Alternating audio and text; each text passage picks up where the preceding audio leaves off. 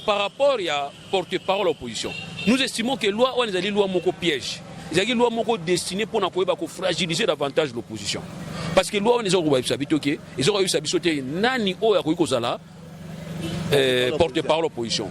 Est-ce que à une opposition parlementaire ou bien une opposition extra-parlementaire ou bien une opposition il y a rébellion. On a républicaine. Bon on est ba fréquence kana ba générique. To yebité. Siko nga pour na niveau wana. Or, en principe, s'il faut tenir compte, il y a aspect institutionnalisation, il y a rôle et opposition. L'opposant, autre bien opposant, il ne pouvait venir que de ces institutions. Or, dans ces institutions, nous avons une seule institution. Où il y a tous opposés problème. Il s'agit de Parlement. Donc, ça dit Sénat, l'Assemblée nationale. Pourquoi? Parce que là-bas, nous avons un pouvoir, un mandat électif. C'est-à-dire, pour être un sénateur, pour être un député, ils ont été nommés. Mais il faut que vous soyez élu. Donc, vous soyez opposant, aux élus, aux siéger dans l'institution. Celui-là, nous estimons qu'il y a la porte-parole, il y a opposition. Mais or, loi n'a biso ezali kolobati que oh non, kaka porte-parole ya o azali na kati ya ba institution yende fois à la porte-parole. Loi le biga que non, porte-parole opposition. Mais laquelle opposition? Opposition républicaine, au yolobina générique, ou bien opposition parlementaire, ou bien opposition extra-parlementaire, ou bien opposition rébellion. Place tous allez ambiguïté n'est à niveau wana. Ya on a lobi boy. Si ça dépendait que de moi, tobeta kara poste wana. Il y a un rôle ni na kata Congo. Ça va apporter quoi dans le Congo? Quand moi je sais que l'opposition ce n'est pas des structures. L'opposition ce n'est plus un individu aujourd'hui. Aujourd'hui l'opposition c'est un état d'esprit. Donc même au sein du pouvoir on peut être opposant. Et toujours mon ango. Au sein du pouvoir opposant. Olanda qui conclave à masse na biso. Oui, il dépêche. C'est ça l'opposition. Mais opposition au sein du pouvoir. Il dépêche ça au milieu de l'opposition et dans le pouvoir. Mais on a vu que l'opposition est structure, ils ont un état d'âme, plutôt état d'esprit. Donc, au Yolanda qui wana conclave wana la landi ba résolution nango, ce sont des résolutions il y a opposition. Pour na bango balobi que mboka iko za la prise en otage et pas une individualité. Mboka iko za la prise en otage et pas un groupe de gens qui bazali ko profiter na peuple. Non mais non, c'est l'opposition. Donc ça dit pour vous dire que jamais Kaboun pas la paix porte-parole l'opposition. Répondanga. Parce que l'opposition c'est un état d'esprit. Ils ont un parti politique, ils ont une individualité. Ils n'ont pas organisation. Non, ils ont un état d'esprit. Est-ce que les lots, au qui pour côté en analyse au Bazolo Bakem, Kabila met tous les moyens en jeu pour l'encore Fachi a échoué en 2023 pour à la Kabatouka. Il y a salaire bien, il fallait coûter. Non, ils ont erreur. Ils ont erreur la stratégie. Oui, parce que là, on n'est pas naïf. Mais hors peuple congolais a naïveté. C'est ça qu'on comprend là. Voilà. Parce que là, on n'a pas naïf. Donc, Moutou Moko a reçu chance à comme président en 2023. Et ça, Moutou a évité les lots. Batouabé a payé ma benga outside de son année. Batouabé a payé. Ma benga cheval non partant. Ça sera un cheval non partant. Ça sera ni Kabila, donc ni Moutou Kabila au soutenir, visiblement, encore moins fâché. Na lire to Kinango. Surtout continuer à lire au en 2023. Donc, à Kanisate, Moutou, Bokanisate, non, on va aller, Bokanisate, ceux qui fâchent à Poli, Bino vous gagner. Or, ceux qui fâchent à Poli, ils ont double échec. Mais ceux qui fâchent à gagner, ils ont échec divisé par deux. On appelle ça Bino confiance pour comprendre qu'en tout cas, vous avez un homme d'État. Mais ceux qui ont Poli, Bino Poli deux fois, il y a Poli une fois. Donc, Bino mi balé, vous avez une chance à regarder. Ou on a besoin de la clé, c'est-à-dire, na olo bali en tant qu'analyste et puis na olo bango en tant que moi prophète pour nous bino ki ngana koma ti ni to soleil nzambe na koma temps plein musali nzamba temps plein. Je vous dis ils ont na mutema nanga. Donc ceux qui fâchent à échouer na mandat na eux ça sera son échec. Mais ceux qui fâchent à échouer na mandat ça sera votre échec deux fois. Parce que nous savons que vous en avez. Donc on comprend que vous en avez libabé. J'ai entendu, confrère Nanga, Peter Kazadi, Nalanda Kiyo, ils ont bavé. La déclaration de lobby na Top Congo. Ils ont bavé. Sur la déclaration, on sentit que, donc, Moutoumou Lembi, que voulez-vous? Parce qu'on a la déclaration, il y a Peter Ongana, pour Peter Kazadi, Kabound, Kabouya, Baba élément, il y a vieux.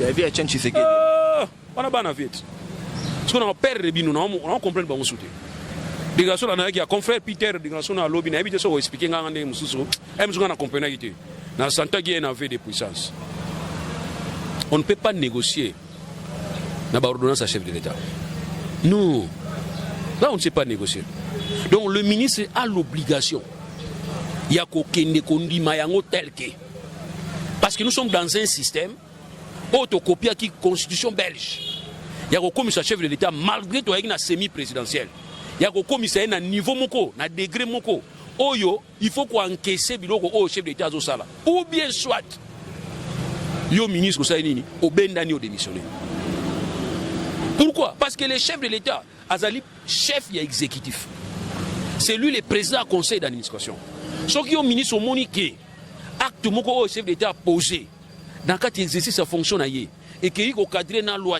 on a deux possibilités. Ou bien on se tait, ou bien on se casse. Et encore, s'il ne faudrait pas qu'on se taire, on parle dans le conseil des ministres.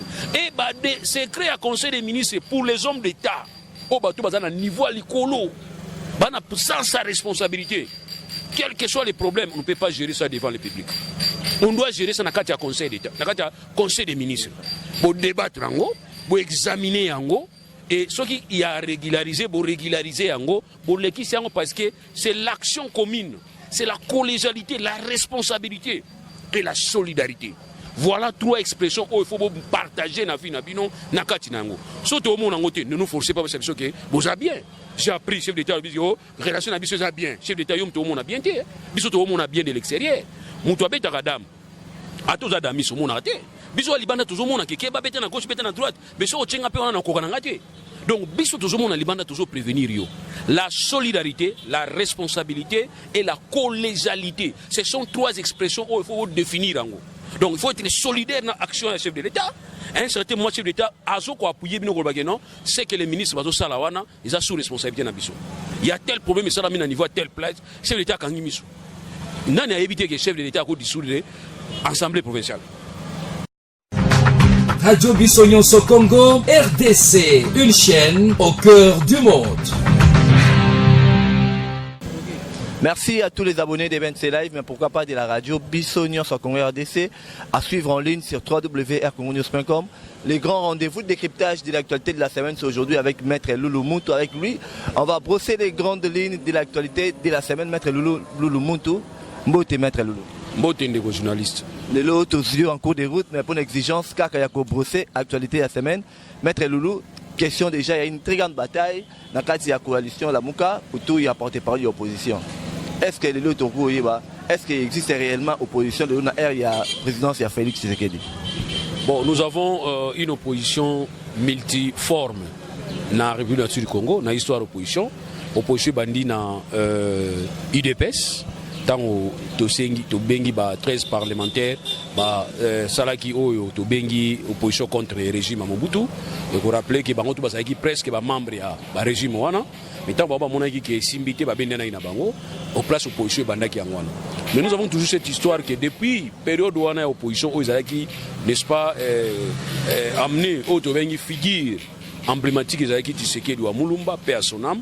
Et tu vois comment la période où tout le monde qui opposition comme qui multiforme et multitête. Donc voilà, opposition tous aranango banda kalande yangwana et jusqu'à ce que à un certain niveau tu comme une opposition armée le sous parce que parfois il y a opposition parlementaire, il y a opposition extra-parlementaire, il y a opposition armée. Donc tout le monde va concept nous soit se définir dans la histoire en boka na biso. Et voilà, donc tu te comme les loyo oyo institution balinga institutionnaliser opposition par n'est-ce pas la légifération, il y a loi ou tout bengi loi portant régime il y a opposition. Et bien laquelle loi n'a zoli ko rappeler binoté et puis inutile na ibsabino ngo que ils ont d'abord une application té effectivité na ngo izana noté à partir du moment où trouble les anana nito abatu au balengaki peut-être que pesa cadeau et pas ba opposant pour ba se taire parce que ba loi au ba tchaki na kati ya loi au important statut opposition ya ba loi moko na bambikité zaki makasi na ba piège zaki makasi donc na ngina répondre ko lebisa yo que na mboka na biso nous avons c'est-à-dire une opposition multiforme et ils ont un problème comme moi qui le loyo ka non kuna ba panzani na kati ya opposition ils zaki ni au départ ba panzani c'est ça l'esprit de l'opposition Nabiso. Mais pour moi, j'estime que c'est ça liberté à l'opinion. Nous sommes libre d'adhérer à la position et puis dans la position la liberté, même dans le régime. Il y a garder la position conservateur, il y a la position conservateur et aussi il y a garder la progressiste et la réformiste. Donc c'est un problème pour nous normal. Pour nous normal, le maître Lelo, est-ce que la Mouka est Zarakaka? Parce que Lelo, toujours constaté la Mouka Oyo. Balobayi bangonde ba gagner l'élection vérité des îles. Lelo bangonde bazolo balisusu ke ba pas porter par l'opposition entre autres Jean-Pierre Bemba na Mwana Mboka Moïse Katumbi balba osala 2 ans à chacun. Moïse Katumbi a bandi 2 ans et puis Mwana Mboka Jean-Pierre Bemba passé 2 ans 4 ans sans pour autant ba bon c'est la paix Mwana Mboka Martin Fayulu place paix à porter par l'opposition. Pour la contradiction bon on a combat ya ba politicien na biso. On a lobby dans la liberté, dans la position, dans le groupement politique, même dans le régime, dans la position, dans la partie au pouvoir, on peut appeler la tendance. Vous allez remarquer, par exemple, Jean-Marc Kabound, alliance, partage la vision de mon côté, mais ils sont tous ensemble. Donc il faut savoir gérer la divergence dans le groupe.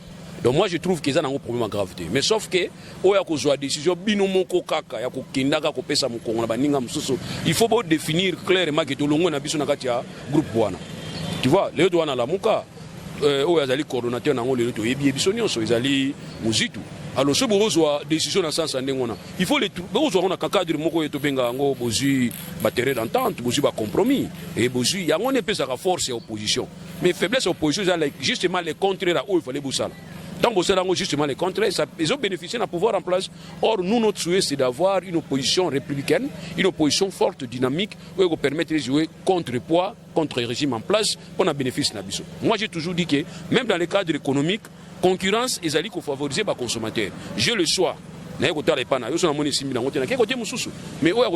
bloqué tous les partenaires moko exclusivité régime en place idée ya mabe ya malamu tous obligé total parce que muta kopesa biso l'autre ils sont des cloches azate raison pour laquelle nous voulons avoir une opposition où il est capable de se définir ya kopesa ba proposition et puis ya kopesa ko appuyer ou ya opinion ya on a lobby que nazo mona ngo gravité mais là nazo mona ne grave comme makasi zanini il était question que partage ya ba rôle il faut ça là il faut ça on a cadre à la Mouka botika na kati ya cadre à la Mouka mais on a que deux personnes ba pesi ba opposition ba bimi libanda la Mouka donc c'est comme la Mouka bis or on est à malamuté on est en peu Mouka conseil dans malamuté moi na kota mine ba détenir ba réseau zate na na tourner na raison na éviter mais moi na biga que la Mouka bis ça ko fragiliser bino ya ko permettre bino za makasité face à régime o biso lingi azala rappeler na moi mutu o ya ko bangisa ka ye ya ko lobela ka souci na biso ndya ngwana maître Loulou mais par rapport ya Mwana Mboka Jean-Pierre Bemba tu as vu qu'il y a un gambu ya CPI ba condamné pour subornation à témoin ou ba lobi kazali sous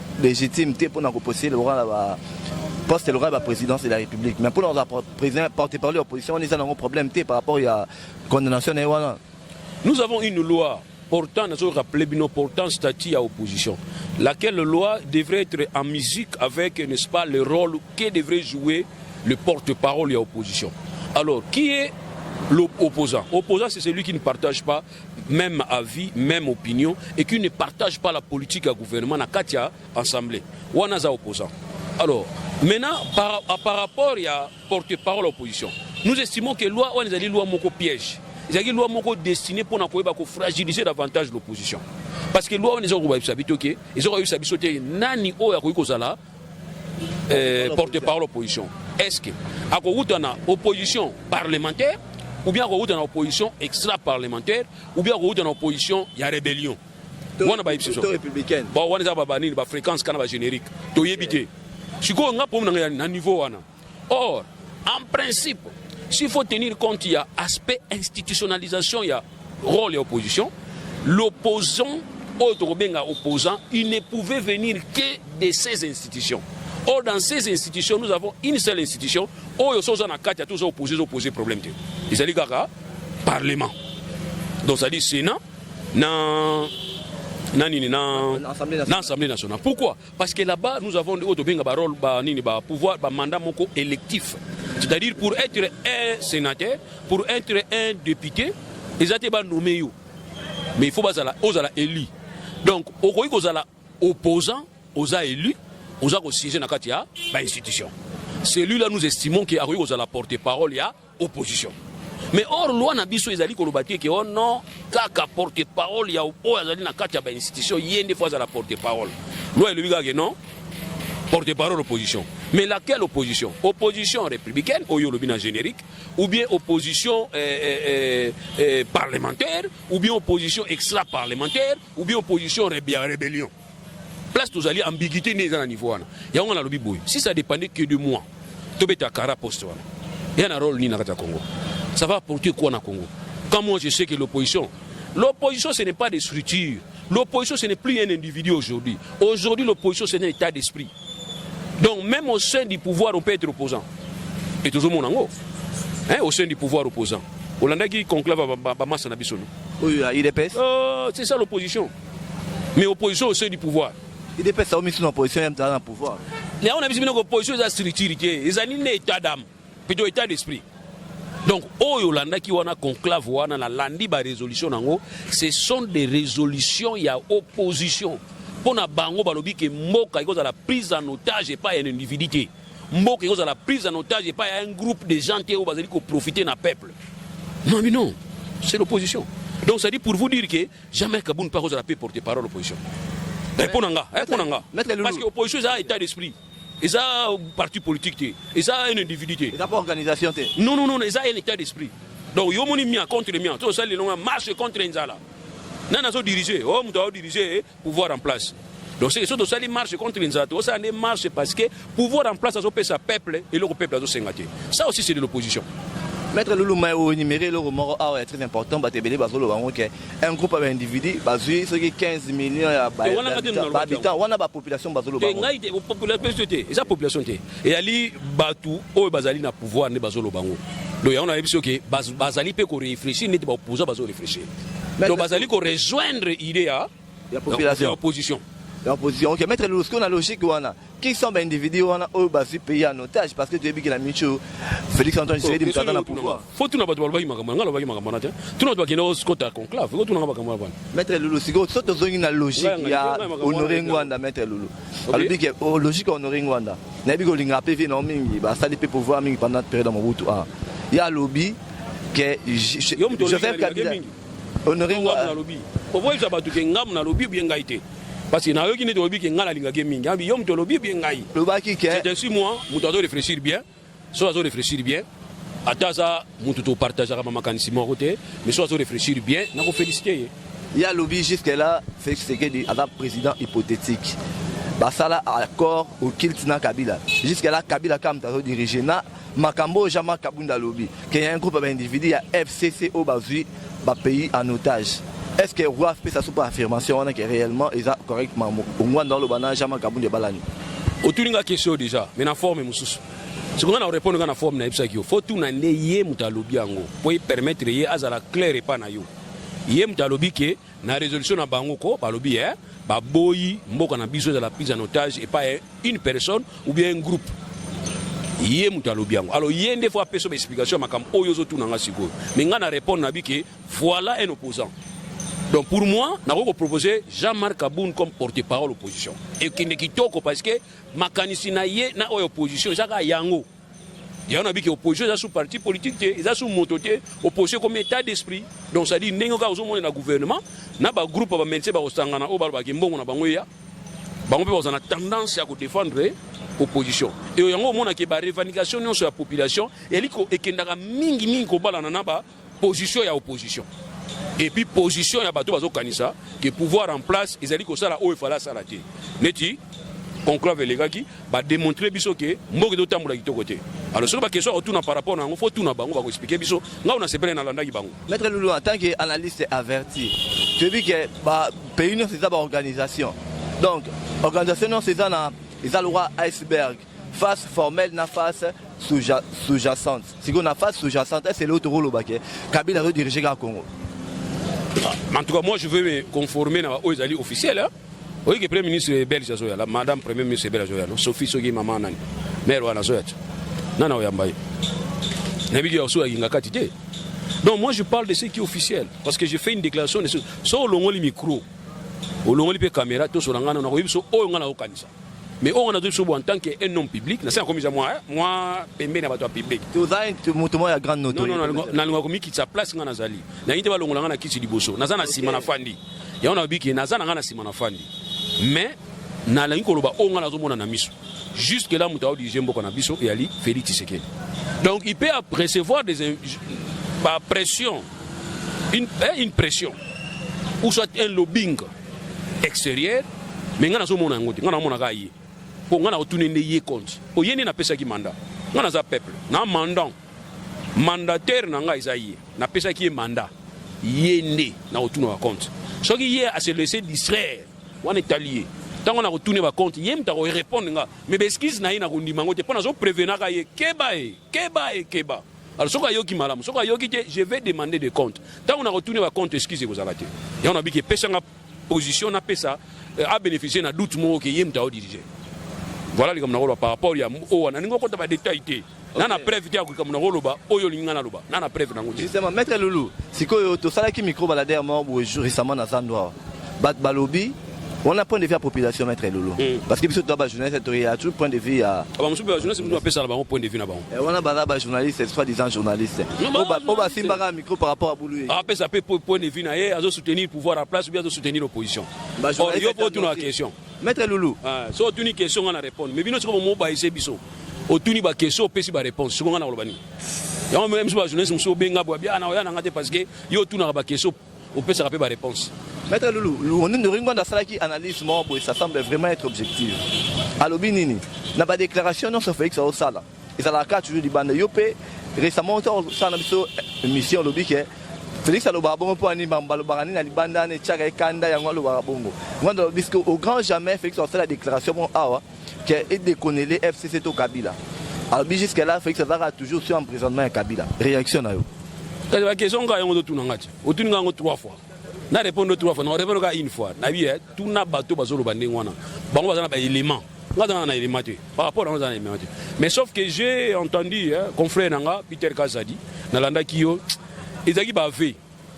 Ba déclaration no lobby na Top Congo. Ezaki ba ve. So la ni ba déclaration sentir que donc mutu moko lembi abi que voulez-vous. Parce que on a landa kiyo na déclaration ya Peter on a ibita. Pour Peter Kazadi, Kabund, Kabuya, Baba élément ya vieux. Ya vieux Etienne Tshisekedi. On a bana vite. Parce qu'on a perdre les binous, on comprend pas mon soutien. Dégagation là, il y a confrère Peter, dégagation à lobby, n'a pas de expliquer ngande mususu. Même si on a compris n'ité. Dans Santa qui est un de puissance. On ne peut pas négocier. N'a pas ordonnance à chef de l'État. Non. Là on ne sait pas négocier. Donc le ministre a l'obligation. Il y a kokende kondi mayango tel que parce que nous sommes dans un système autocopié qui constitution belge. Il y a commissaire chef de l'État malgré toi une semi-présidentielle. Il y a commissaire na niveau moko, na degré moko. Oyo, il faut qu'on encaisse biloko au chef de l'État zo sala. Ou bien soit yo ministre ça nini au bendani au démissionner. Pourquoi? Parce que le chef de l'État azali chef ya exécutif. C'est lui le président du conseil d'administration. Ceux qui ont ministre au monique, acte moko au chef d'État posé dans le cadre d'exercice sa fonction et qui est cadré dans la loi, on a deux possibilités. Ou bien on se tait, ou bien on se casse. Et encore, s'il ne faudrait pas qu'on se taire, on parle dans le conseil des ministres. Et des secrets à conseil des ministres pour les hommes d'État. Au niveau à l'écolo, sans sa responsabilité. Quels que soient les problèmes, on ne peut pas gérer ça devant le public. On doit gérer ça dans le conseil d'État, dans le conseil des ministres. Pour débattre, pour examiner, et ce qui y a régularisé, pour régulariser, pour l'équipe, parce que c'est l'action commune, c'est la collégialité, la responsabilité et la solidarité. Voilà 3 expressions où il faut partager na vie na bino na kati nango. Surtout au monde ngote, ne nous forcez pas parce que vous avez bien. J'ai appris chef d'État biso relation na biso ça bien. Chef d'État yom to monde a bien té. Biso to monde a bien de l'extérieur. Muto abeta kadam. Ato za dami so monde até. Biso libanda toujours monde ke ba beta na gauche beta na droite. Biso ochenga pe wana ko kana ngate. Donc biso toujours monde libanda toujours prévenir yo. La solidarité, la responsabilité et la collégialité. Ce sont 3 expressions où il faut définir ngo. Donc il faut être solidaire dans l'action du chef de l'État. Un certain moment, chef de l'État a appuyer non, c'est que les ministres sont sous responsabilité. Il y a tel problème, ça ramène à niveau à telle place. Chef de l'État a mis. Nani a évité que le chef de l'État a dissoudre l'Assemblée provinciale. Que comme ça, il y a un niveau, on a bino bato FCC comme ça qui président au Boninga a taillé chemise, na taille naïe, dans le régime passé. C'était vous. Modification, c'est ça qui pour empêcher le chef de l'État pouvoir dissoudre l'Assemblée provinciale. Et dans le cas de Congo central, il ne l'a pas fait. Parce qu'il pouvait bien le faire. Bino souci na bino la Guinée. Allons la nani gouverneur. Souci na bino allons la yé. Souci na bino zalaki wana. Vous comprenez? Mais accueillir qu'on y a une commission ad hoc, il n'était pas obligé. C'est comme si papa n'a pas besoin de décision, il a une marche dans la chambre. Parce que marche dans le salon, que papa a besoin de décision, il a fait tout ça à la réunion. Père pandémie, tout ça à la réunion. À respecter Bino. Mais à respecter, papa n'a pas raison, je m'en fous. Pour papa. Mais pour moi, vous allez comprendre que vous avez quelqu'un qui a accompagné Bino. Bien que ma bête, il m'a accompagné Bino. La fois passée, nous avons appris mon amboka Tunda Kasindi. Quand il dit que le ministre des Finances a bloqué, ça c'est une façon d'exposer des Konaoli Banda. Or, ce n'est plus la solidarité. Mais pourquoi ne pas les déclarer dans le cadre de conseil? Plus beaucoup de chaque vendredi. Vous comprenez? Donc pour dire qu'il y a des problèmes, sentiments sur les calicolo, il y a homme d'État. Alors, tout va bien. Ah! Papa, et talibino comme yo lobi ke libala na biso kota te ngama ngama libala na kota na ngasote FCC na catch makama na bino na sabino bien makama libala na bino et simba te na kota sote ponga ba benga nga jaloux poni parce que nazo souhaiter au porteur nini baba prophète du malheur nazo mona ki zo simba te na sani moi sinon bali charge ko bundaka na miso abatu bino boti ko bundana sebo ni ko bundana batol batu ba mona bino ba lobate. Maître Loulou, par rapport à conflit FCC cash na bi ko lobate mais justement, maître, est-ce que par rapport à question où il va te dire que ces affaires ça des solutions à l'Assemblée nationale. Mais débat sur ce qui va lobby, faut contre-signer à Premier ministre. Est-ce qu'il y a un blocage? Donc expliquer ma camion soit ça pour moi. Mutia mabende sur la bateau. C'est-à-dire mutia soit qu'on comprenne les gamuseno côté à Simbeli. Il y a des églises les autres. Bible Bible ba verset est belé mais muta fondera église na pour na verset moko. Muta lingo kamaka na verset na. Nous avons expliqué tolobaki makambo to lembi nga una baina oloba suma makambo te. Pour les problèmes, c'est-à-dire on va faire le débat avec les gens, on va s'arrêter même 5 minutes na faculté à droite. Bango to sala bango débat nanzela. On tourner boza oh non bolim sanga pardon. Oh zani non non naza maçon. Oh. Nga juna o sala débat ma maçonnerie pa na yo. Zate.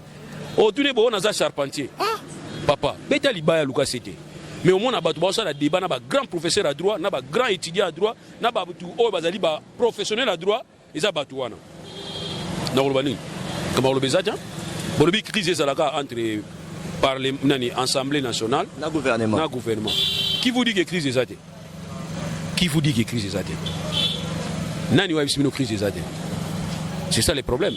Et aujourd'hui, on doit poser la question contre signe il y a Premier ministre et ça la action nini. Tala d'abord tina ya ba mot, tina ba expression et tina ba disposition. L'esprit du législateur. Bo tala yango, bo interroger pour comprendre que l'esprit du législateur les allait permettre la lettre et la conscience allait indiquer qu'il faudrait qu'il y ait une crise présidente entre deux institutions qui est l'Assemblée et le gouvernement. Là c'est vrai, vous avez totalement raison. Mais na Itali contre signe il y a chef de l'État et il y a un Premier ministre. C'est par rapport aux actes d'administration, c'est-à-dire actes de gestion quotidienne. Parce que le chef d'État, en tant que législateur aussi à un certain niveau, peut prendre des dispositions dans le domaine où il y a domaine à gouvernement. Loi et PC autorisation. Mais dans le domaine à gouvernement, il faudrait que quelqu'un réponde de ça devant le Parlement, devant l'Assemblée nationale. Et c'est quelqu'un ne peut pas être le chef de l'État parce que lui, il est politiquement irresponsable devant l'Assemblée nationale. Il ne peut pas répondre à l'Assemblée nationale, le chef de l'État. Mais comme le chef de l'État est obligé de prendre aussi des actes, de poser les actes d'administration dans le domaine où il y a domaine à y être. Mais pour créer une certaine responsabilité, on ne peut se jeter qu'il y a.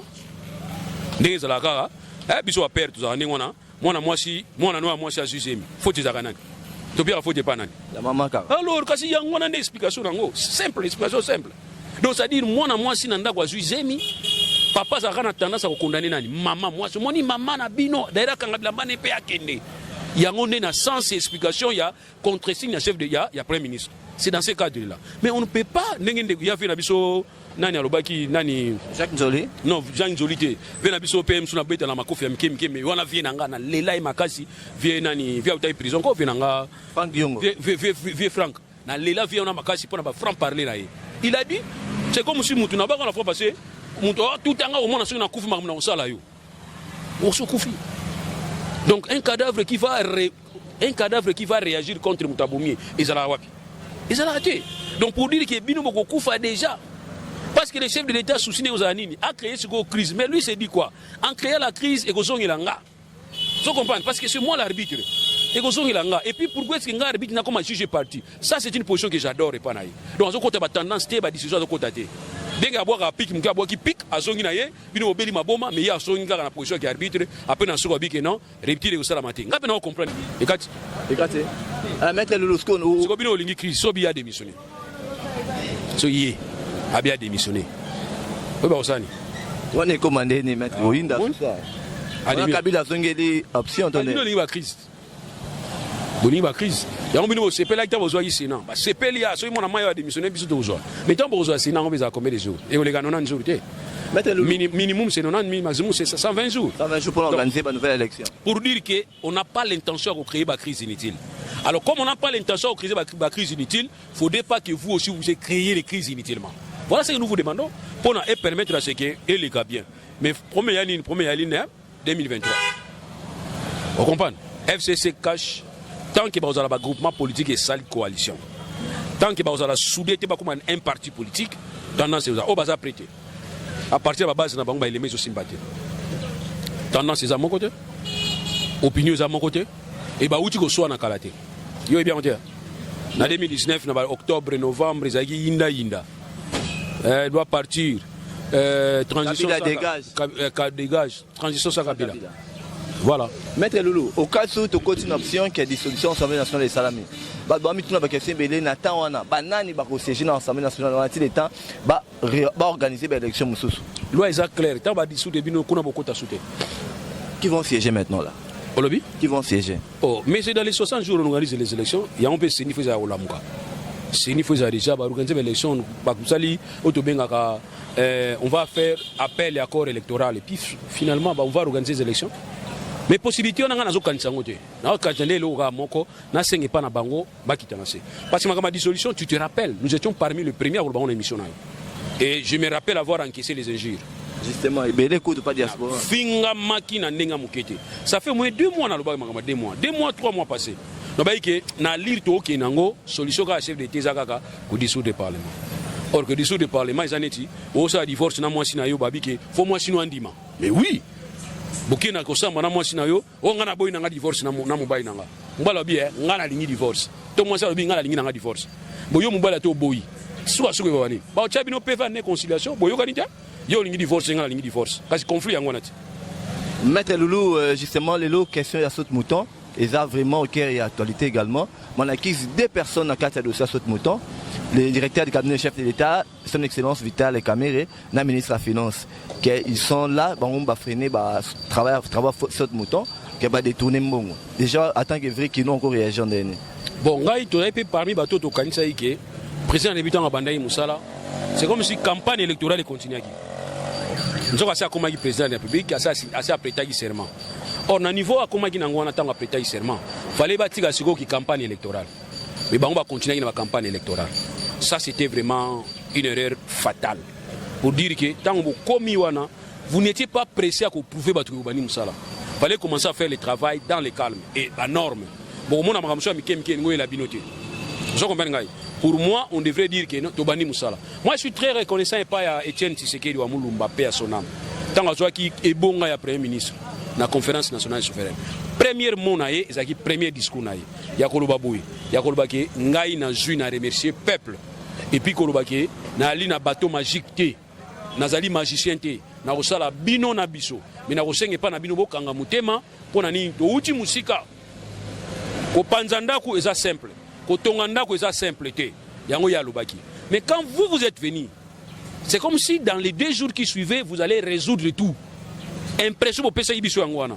Et puis ba ini na bino balamuka kana maluba obozoloba oboloba ki jourwana. Bobani na makambo projet mais 100 jours. Il a fallu d'abord commencer à travailler. Vous êtes allé même chercher en dehors, il y a la logique. Il y a proposer Batou, il y a biloko mo vous allez au promettre dans Batou à Tambo et Bunga 10 ans après. Il y a un pesa yibiso. Or vous n'avez pas tenu compte, il y a un partenaire Nabino Bazaki prêté. Il y a un cheminer Nabino. Voilà où nous en sommes. Voilà la difficulté de il y a un biboui. Comme on a dit erreur, il y a un saut mouton, il y a une erreur d'appréciation. Appréciation pour apprécier qui est très mal. Et vous allez résoudre un problème. Il y a un salaranine. Comme vous savez, il y a un soka, nakata lobo comme vous avez une solution. C'est ce que vous avez fait. Pour il y a un embouteillage dans RDC. Pour résoudre, ce ne sont pas les petits moutons. Les petits moutons ont inauguré en lelo. Até si la lelo. Et résume mon embouteillage dans Mboga. Embouteillage dans Mboga, il y a pour la route secondaire. Il faut créer la route secondaire. On peut ça toujours exemple, on appelle ça toujours. Si on a une route secondaire, la route secondaire, tu as Birmanie, tu as 24. Tu as 24, tu as Birmanie, tu as Sayo, tu as Asosa, tu as Chaba, tu as Gambela, tu as Elengesa. Tu as balabala musuna kati o to créer ba couloir moko secondaire et tant bo créer ba couloir secondaire bo matina ngo ti côté ba nini côté ba monga fula bo matina ngo ti côté ba ipen et na niveau ipen bo sali siko autoroute ko yamba ba route secondaire wana bo kena ngo ti côté même ba nini ba campus bo kiti ngo ti côté ba aéroport de manière à ce que mutu ko longwa côté ya ipen aza obligé te ayati côté ya ba quartier 1 pour qu'il y ait aéroport. Vous comprenez? Est-ce que y a un problème? Et au moment où coûter peut-être moins cher dans bon et pour la sauter mouton. Bosiko saute mouton, toujours sauter bisognos. Tu évites ce qui saute tabac, saute niaou, saute poukou. On ne comprend plus. Tu as l'idée de saute mouton. Saute mouton, ils ont idée morphoya de souka. Idée ya souka. Vous comprenez? Botier saute mouton côté guna. Si vous mouton qui est aéroport, à Ozanzela ni pas qui est aéroport. Beaucoup de Penzela maï. Fleuve maï botu banzela ba nini ba train bo créer ba biloko mususu ya liki nazana posa na likana quartier intepona ki na aéroport. Vous comprenez? Na oza leo na ville na okinde msu ipen. J'ai pas besoin na kinga nzela 24. Tu nazaka na besoin na kinzela ya kitambo magasin te. Na kozo na nzela mususu na ke ipen. Bo yebisanga na so ngokinde aéroport anjili. Ofanda na ipen o lekela wapi? Quartier 1 obligatoirement faut les gawa. Na po anjili. Faut les gawa na. Vous avez des embouteillages dans les bonhommes. Au Outi ville, on a un aéroport. Biso na po anjili to kuta na wana. Au Outi, yango moni ba Rwanda to kala ibangwa. Histoire kala pardon. Ba Rwanda to kala ibango facilement. Bon ba kanze banzele ze bele pona oya ville. Nzoka ka nzela moko kaka tina na côté ya Akram. Ndeo panzi mususu eke côté ya nini ya Poilu, après mususu continuer Lumumba. To aka na denze tsadi to ana nzela moko ememakati wana. Ba kanze banzele ze bele ko kota côté. Yango ba kanga ba moni mpuku. Parce que ils ont des avantages. Et on te dit que pendant aussi cet embouteillage, j'insiste. Ils allaient sauter mouton, ils allaient sauter chèvre, ils allaient sauter tabaté, ils allaient négocier la route secondaire pour permettre à ce que mouton soit obligé à utiliser la route de mon côté.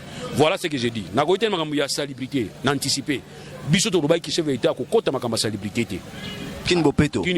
Avec le côté yango, babini, babenga PA, mouton na la PA, faire nani héritier wata plus wata plus babenga wata plus na lelepe banze mona separa nango kitoko na bina ngo pe kitoko yende babenga ki ayeko binisa batu na kini bopeto metala basi tozana kini bopeto lele komi o kini bopeto batu basiliki so le biga kini bopeto simbité basiliki donc photo le baga kini bopeto simbi atota kota poubelle biga simbi o eza ba fleur eza salité.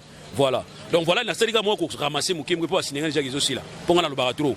Ensuite na ki lelo sango wabike pona on internet faut pas kanga batu bazo soki ndeni te bokene musika pour rien bokene musika pour liberté d'expression ezani mutu na mutu a droit ko utiliser liberté d'expression soki mutake en dehors nango ni bo ko sanctionner faut pas généraliser tendance comme on non ba ko déranger ba non se passer la déclaration ba Facebook mikono na sabino déjà na ko ka disema kamango na tune ba bo sa ndenge na pwani mais peut être la bacha sur la prison pour toi na choisir to chaka ba miko à ce moment-là c'est ça ba benga kasikoyo esprit état d'esprit opposition ou après au défendre droit na yo ko kineti na suka donc c'est que tu es aux en état d'esprit opposition ya komiso lobi boy o ba do tinda ba image ba mbe na ba na bisaki bango boy pona ko kanga batu na poto ezaka facile c'est un moment na poto batu be utilisaka ba numéro na bango identité na yo ngwana. Il y a la lutte contre la cybercriminalité. Il y a des services pour Nango, vraiment. Il y a une lutte Nango, il y a facilité Nango, il y a technique au poteau à Nango. Il y a détecter les réseaux. Vous comprenez? Donc ça dit numéro yo utilisé pour ça la yani na yo, on comprend que ça numéro yo utilisé et permettre bango na poto ba relocaliser. Mais sur tel bato mingi na niveau ya cybercriminalité za banani. Ya bato ba yaka awana kini ko fongola ba compte awana kini na ba numéro na bino zali non retraçable. Yango ba kinda ofingi lango bato na poto. C'est ça que nous avons compris. Au côté là que mutu moko ke na poto aux unités ba Orange à poto ou bien sûr ba France Télécom na bango aux numéro attribué numéro au fongoli réseaux sociaux bani ko finga bato. Papa ba okango lobby. Au fini mutu na 11 ba porter plainte contre yo ba okanga yo lobby. Vous comprenez? Donc ça dit biloko mususu na to ba généraliser té. Mais mboka na biso to ke na niveau ya ko organiser. Nous avons tout un ministère sur la nouvelle technologie. Alors bossa la musani. Technologie bi de mon arrêté. Na makambo tellement ba mission na niveau ya ba viol. Ba violer mutu. Merci les ici wana la trabalinette, atalika na sebo bina mwana mwasi ba viola ki. So tuni na viola ki. Eza aussi mbaté na yebité ngana suyiga wana mais na poto bazwa solution nango au moins on va violer mutu 10 en fait 6 mois passés 3 mois passés bokena ba batali ba aden na yo na kati ba trace yali mais pas na biso ezala ndenge wana te mingi ba na prison lelo basala mabeti ba na prison mingi ba libanda lelo basala mabi baza libanda po anime faute de preuve et on a dit que ponanga na osenge pa mboko na biso to ba ko développer science to développer ba technologie na biso pour permettre la sécurité ba ko répondre poto to soit raison à ko bloquer ba to na droit na bango te. Voilà ce que moi je peux dire. Maître Lupoto Sisanayo babi 3 personnalités politiques bazo fingisa lelo fachi ya liboso Vital Kamerhe Yami Balé Gentini Ngobila Yami Sato au ministère ya finance pour Gentini Ngobila fingisi fachi na papa mama ya Zando. Moi, je Vital Kamerhe babi ba détournement des fonds et l'équipe. Bami tuna yende président de la République to ndengeni ba comprendre. Mais sa finance en tant qu'exécuté ba projet non basé là dans exécuté entre autres ministre sous révélation ça bi pour na ba projet à saute mouton ni direction à cabinet à chef d'état ministère basé à 70%. Est-ce qu'il y a 30%? Les gens se posent une question, bon on va ça on est. Mais nous avons posé la question la fois passée pour poser la question. Oh, il y a directeur à cabinet, il y a chef de Tézani. Il y a directeur à cabinet, il y a l'équipe, il y a Vundwa, Bananyo, Bananyo, sur l'équipe, il y a Banemi. Oh, la banque est là, comme des chefs d'administration. Il y a la présidence de la République. Bon, ceux qui ont commis au-delà, papa Nabiso. On est d'accord pour Nabiso. Donc, il y a un lobby qui est biso, lobby qui est ceux qui ont au-delà. Il y a un montazo posé par acte, pour la limite. Donc, voilà pourquoi nous nous disons que ils ont dépendent d'un rôle où ils ont sala. Rôle où ils ont sala. Ceux qui rôle où ils ont rôle mo kende au-delà, où ils j'ai appris que bazali ko senga na inspection générale à finance et ba ko sala ba oui c'est bien IGF en fait toi appelle en cour des comptes toi appelle en parquet général prêt à cassation ba peut ko sala banquette pour permettre à ce qui est vérité na place pour finir chef de l'État inutilement vous allez voir mutam responsabilité na parce que le chef de l'État ne peut pas être partout à la fois il a donné des responsabilités na mutu ou a joué rôle ne malamu ba ko sanctionner positivement ou a joué rôle ne mabe ben écoutez il faut que azala sanctionner négativement et puis ni de manière exemplaire et permettre à ce que biso musuto ya lobby na ba oba ya lobby ba ke oui attention na mboka na biso so sali excès des ailes tu peux être sanctionné. Maître le conseil nous repose sa chef de l'État avec tous les embuscades à beaucoup de par rapport à mandat déjà une année. Conseil ni personnellement au conseil répondre biso déjà on a un conseil PSAT alobi makambo na ko kata na isimba na ngote donc totika so mona so ile kuna mwasi abiki libala na yata bato beti babi tutu ozomona azofimba bilongine tu bala ta balinete ya leki no mwasi obi boma libala bina boma nga tu ya lo fotika ngai yango to ma conseil zate na conseil PSAT parce que to conseiller trop mais na suka to zui et talibinoté to continuer na biso va continuer na bango donc to pesi bango ka bon vent bonne chance et puis voilà. Maître Luponango aussi Sanayo le 25 février le chef de l'État dans la stade des Martyrs. Est-ce que à Rosalapon a refixé population pour UDP c'est seulement ma réclamation et belé. Non conseiller non conseiller le 25 février non conseiller conseil wana na sinda kangote ngana ko na ko appuyer ngote abaki aniza ne ba discours te ani action alors il faut commencer à ça ba action na conseiller parce qu'il a un problème il a le défi o ya li défi no benga défi ana ma défi moko naturel et puis ana ma défi moko artificiel o batuna moko bazo créer ponai ba pesanteur moko donc azana tendance à ko bunsa balé azo bunsa libanda azo tika kati o ya kati neza beaucoup plus nuisible ennemi à kati azama kasi aza nuisible ko leka wa libanda wa libanda zo mona et ba ennemi à kati sont des amis hypocrites o bazana ensemble bazo bomayo yango bike faut abundana no atala ninga osala pona ko résoudre ba problème wana Soit Baniko résoudre dans les bien. Dit maman saut des moutons, quand il va tol pour rien, on va tol. Nous avons vérifié qu'il n'y a rien à l'intérieur. Balongola est dans la Pascal. Balongola, dans la langue. Peuple au niveau ya nini, bami inauguré. Na pompage, son mouton. Pompage. Bami inauguré. Avant que celui d'Aya. Donc c'est déjà inauguré. Maître Loulou pour aussi Sanayo. Question banale. Maître Loulou pour aussi Sanayo. Maître Loulou, est-ce que Lelo, au qui pour côté en analyse au Bazolo Bakem, Kabila met tous les moyens en jeu pour l'encollement Fachi a échoué en 2023 pour à la Kabatoukaïm, tu as dit que ça allait bien, que tu fallait que tu y aies. Non, c'est erreur. C'est erreur la stratégie.